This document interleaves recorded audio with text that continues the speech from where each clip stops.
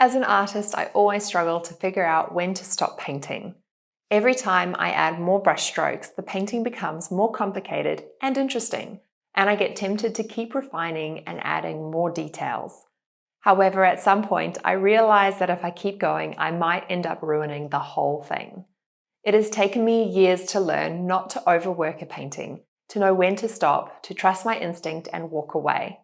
Knowing when to say it's done takes both confidence and practice. That said, even in my most recent hyper-detailed peacock feather study, I easily fell into old habits and struggled to let myself put the paintbrush down. I would like to share a section with you on how to fill in the feathers and create detailing quickly. In this particular section, I'll be adding yellows, blues, and blacks to create texture on the barbs of peacock feathers. My goal is to quickly create random patterns to produce a realistic look to the feather. With large-scale paintings, once I reach a point where I'm happy, I'll walk away and won't look at the painting for 2 to 3 days.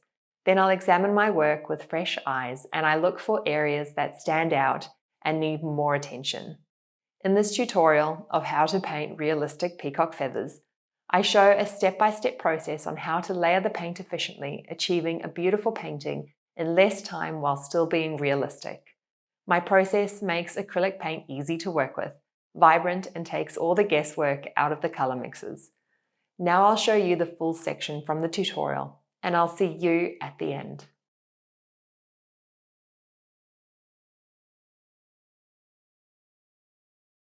I'm not going to spend a lot of time on these, but the concept is the same. I'm going to add the yellows and blues and blacks to these barbs to create that texture that we need. I'm going to start with the darker tones and then I'm going to slowly add the lighter ones. I don't want to spend too much time on it, as I said, so I'm going to work fairly quickly, and I'm mixing some Mars Black with some Payne's Grey to be that darker tone that creates that central line to these details that we're working with. You can opt for Hooker's Green here if you want to, and you can use a little bit more blue depending on the area and what you want it to look like. So just go with it, feel it out and see what works for you. My paint is starting to dry out a little bit, so I'm adding 1 drop of water here and there to compensate for that. So work the black a little bit so that it's not completely flat, because as you look at what you're copying here, the black is very random, I guess, as it's broken up by the individual little barbs. So just sort of help yourself along there and add a little dabbling of that black. Try not to make it a completely solid line, but these black details are what makes peacock feathers so striking. This also gives you a chance to correct any errors that you may have made, like me. Once you feel like you have enough black in there, rinse off that brush and now go for the next darkest color that you see. You can choose either the dark blue side or the dark green side. It doesn't matter. We're just going to go dark, lighter, lighter, lighter, lighter highlights, and then it'll be done. So I'm going to go for the dark green because I'm just going to go from the green side to the blue side. And I'm just going to dabble it along there really, and I'm just going to create the look of the barbs. Remember, it doesn't have to be perfect, we're just creating a look. Not going too crazy with this.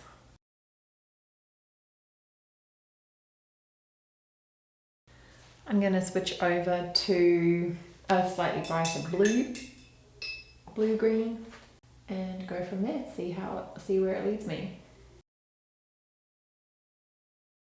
So I'm basically just pushing my brush from the base out, and it's not very good for my brush, but it's good for the effect. So I will sacrifice my brush for this part.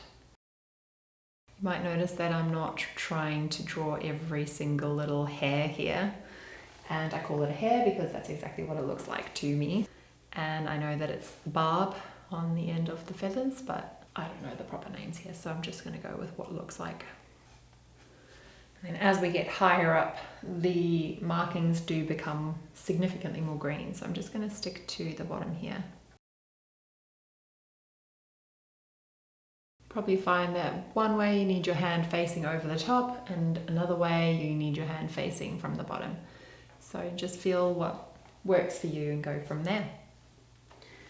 I'm going to switch over to a more green tone, so I'm going to add more yellow to it, more cadmium yellow actually, and give this a go.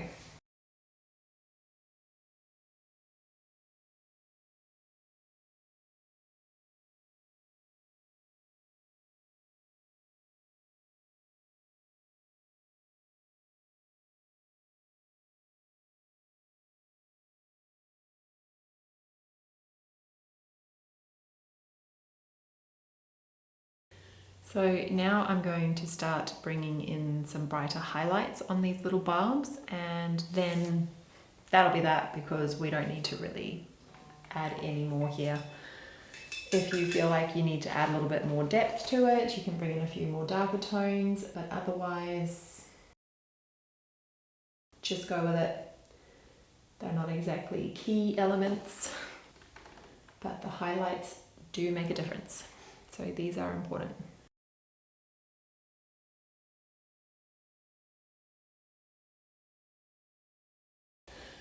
And now, final touch of very light blue, and then I will move on. Don't want to make these things too fuzzy, otherwise they'll really look funny. So keep the marks that we make even.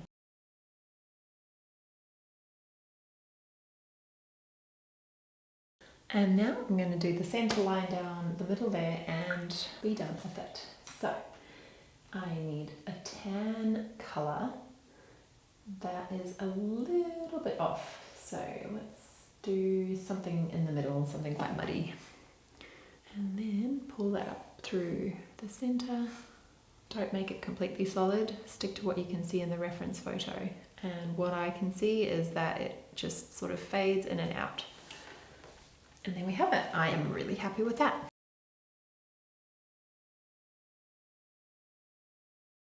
I'm almost happy with that. We just need a smidge of black coming back in to the areas where we need the definition here.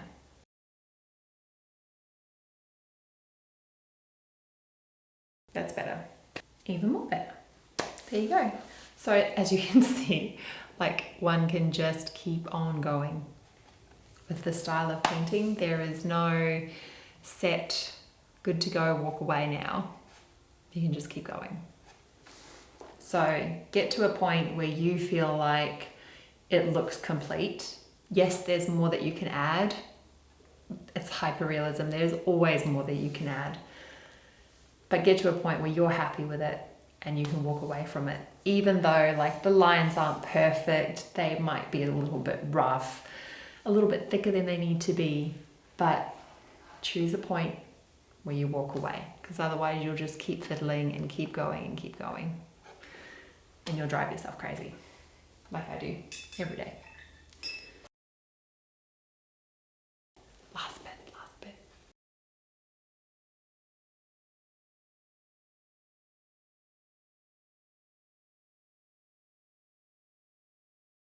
All right. There's just a little bit more. Just the shape's not quite right on this one. Okay, you know what? I'm just going to walk away. So I'm just going to have a little bit of light. Hang on.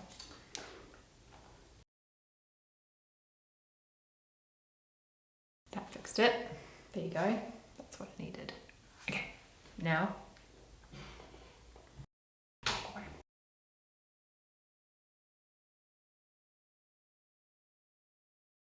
Thanks so much for watching. I hope it was helpful. For the full tutorial, please follow the link in the description. Remember to subscribe to see more tips and art from me. I'll see you next time.